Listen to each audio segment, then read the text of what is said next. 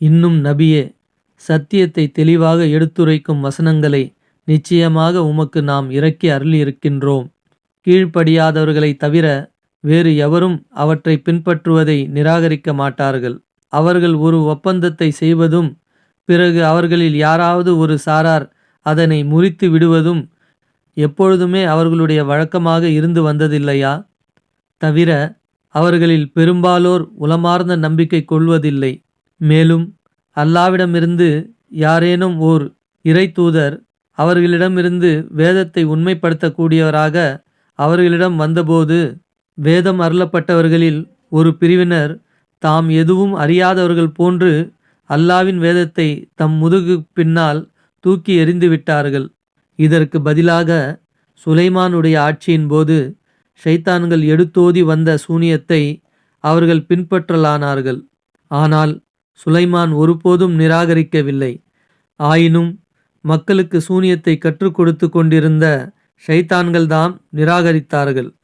மேலும் பாபிலோனில் ஹாருத் மாருத் என்ற இரு வானவர்களுக்கும் இறக்கி வைக்கப்பட்டதையும் அவர்கள் பின்பற்றினார்கள்.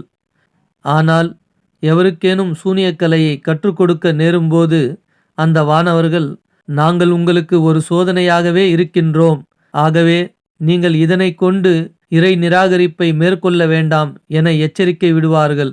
ஆனால் இதற்கு பிறகும் கணவனுக்கும் மனைவிக்கும் இடையே பிளவை உருவாக்குகின்ற சூனியத்தை அவ்விருவரிடமிருந்து அவர்கள் கற்று வந்தனர். அல்லாவின் அனுமதியில்லாமல் இந்த சூனியத்தை கொண்டு எவருக்கும் எந்த வகையிலும் அவர்களால் தீங்கிழைக்க முடியாது. உண்மையில் தங்களுக்கு பலனளிக்காததும் தீங்கிழைக்கக்கூடியதமானதையே அவர்கள் கற்றனர். மேலும் சூனியத்தை கற்று அதனை விலைக்கு வாங்கி கொண்டவனுக்கு மறுமையில் யாதொரு பங்கும் கிடையாது என்பதை அவர்கள் நன்கு அறிந்து இருந்தனர். தங்கள் உயிர்களை விற்று அவர்கள் வாங்கி கொண்ட பொருள் எத்தனை கெட்டது! இதனை அவர்கள் அறிந்திருக்க கூடாதா?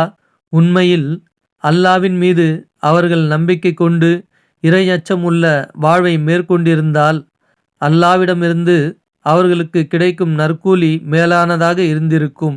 அந்தோ இதனை அவர்கள் அறிந்திருக்கவில்லையே.